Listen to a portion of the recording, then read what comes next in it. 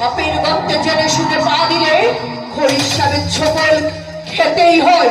আর আমি হলাম সেই কর্ণগিরি।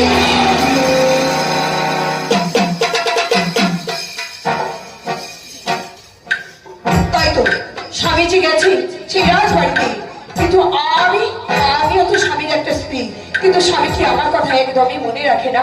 স্বামীকে কখন গেছি, কেন যে স্বামীকে ডেকে নিয়ে গেছি তাই তো আমি বুঝতেই পারলাম না। আর আজকে এত বিলম্ব হচ্ছে, তাই তো আমার ওই স্বামীর জন্য কি বলতে ইচ্ছে করছে জানো? এমন আমার